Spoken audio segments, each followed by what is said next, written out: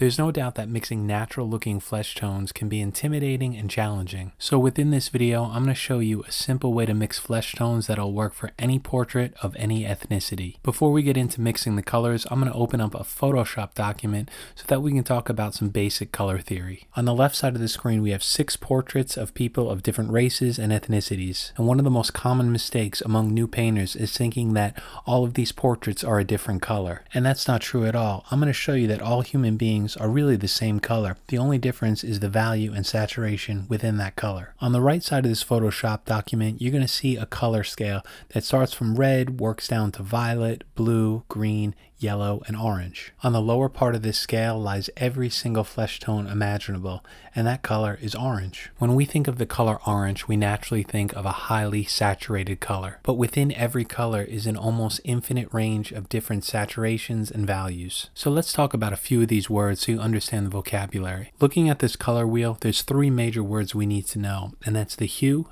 the value, and the saturation. The hue is very simple. All it means is the color, so red, green, blue, and in this video, since we're talking about flesh tones, we're going to be talking about the color orange. And in basic color mixing, we all know that the color orange is a mixture of red and yellow. We can adjust any hue by altering the saturation and the value. The word saturation is a way to describe the intensity or the purity of the hue. So with this hue orange, on the left side of the screen, you can see that we have a highly saturated color, and on the right, we have a desaturated version. Both of these hues are similar since they're both orange, but the saturation is drastically different. Within this low saturation of orange, we're going to find all flesh tones, which includes every ethnicity. And the last thing we need to discuss is the value, which is how light or how dark that color is. On the left side of the screen, we can see that we have some brighter colors. These are high values, and on the right side, we have lower values. When painting portraits, value is the most important thing to take into consideration because that's going to define the structures and the shapes of the face. So now let's go back to that Photoshop document, and here we're going to use a tool called the color picker. When I click and hold my mouse over any of these flesh tones, you're going to see the semicircle come up on the left side of the screen, and this is showing the color that's selected. On the right side of the screen, I want you to pay attention to this color palette. You'll see that as I move my mouse around each of these portraits, we're always going to be in the same hue. And that hue for every one of these flesh tones is orange. And we know that orange is a combination of yellow and red. So you'll see that bar on the right side of the screen bouncing up and down. As it moves up, the hue switches more toward a yellow-orange, and as it moves down, it switches more toward a red-orange. And if we look to the left of it, where that color palette is, you'll see that most of these orange colors are desaturated with a variety of different values. So at this point, even with a very basic understanding of color theory, you'll know enough to mix your first natural flesh tones. Let's start with the most simple mixture possible. We're going to start with the color orange. I'm using Createx illustration colors here, but any paint brand available will work just fine. Right out of the bottle, this color is a perfect example of a highly saturated hue. Of course, we all know that this color won't work for flesh tone, so how do we change it? How do we desaturate it to make it look more natural? The way we go about desaturating any color is by adding the complementary color. So the complementary color to orange is blue. I'm using a color called Cobalt blue here, but any blue will work for this, and I'll show you why that is. So let's go back to this color wheel so I can show you a basic idea of what complementary colors are. I'm sure everyone knows this, but I just want to remind everyone that there's 3 primary colors: red, blue, and yellow. Nearly every color you see could be mixed with these 3 colors. We know that the color orange is a mixture of red and yellow. So the complementary color is the color on the other side of the color wheel, which is blue. Since there are 3 primary colors, the complementary color is kind of like thinking about which of the 3 is missing. For example, let's think of the color yellow. What would be the complementary color to that? Since we know that yellow is one of the 3 primary colors, the ones that are missing in the mixture are blue and red. And if we mix those 2 colors, blue and red, we get violet or purple, which is the complementary color to yellow. Let's do one more quick example, like the complementary color to red. Well, we know that red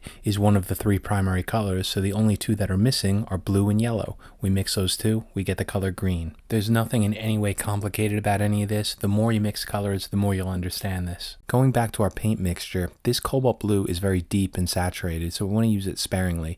So as you can see here, I'm just putting in 1 drop. Normally I thin this paint out with a few drops of distilled water, but I'm going to be spraying this through an Iwata Eclipse, so this viscosity is going to be fine. After mixing this flesh tone, we can see on the paper that we definitely desaturated it, but it's still a little bit too orange. But once your color is desaturated, it's really hard to pull it back up to that original color. So as you can see here, I'm adding about 5 or 6 drops of orange again.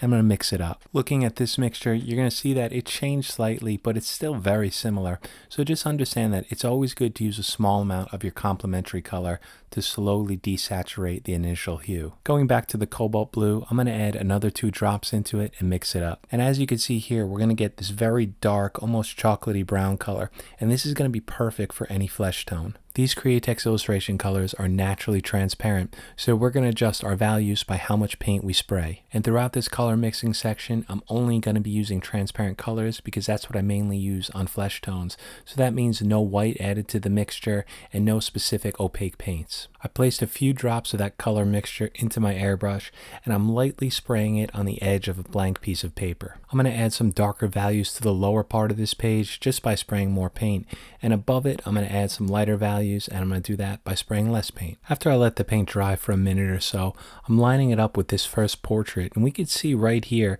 that along the edge this color matches very closely. Now by no means is this a perfect mixture, but you can see right here along this section around the nose that these two colors are very similar. So as long as you stay in that orange range, the color is going to be pretty close to anything you're going to need. You may have to shift that more toward a yellow orange for some skins and more toward a red orange for some other flesh tones. But the most important thing to remember is that you're always staying within that desaturated orange hue. Moving along to this woman who has a much lighter complexion, we can see that this color works for her as well, especially along the edge on this cheek here. It's always best to start with a basic flesh tone like what we have here and then start adjusting it as needed. And if you spend time on your color mixtures, you can match flesh tones perfectly. So for this first simple flesh tone mixture, try 25 drops of orange to 1 drop of cobalt blue. To get it to spray nicely through the airbrush, I recommend reducing it, and the best reducer in my opinion is distilled water. So add about 4 or 5 drops of distilled water to it. And just make sure you don't get locked into these numbers thinking that you have to mix everything perfectly like a recipe. It doesn't work like that. After mixing, if your color came out too dark, just add some more drops of orange in it until you lighten it back up.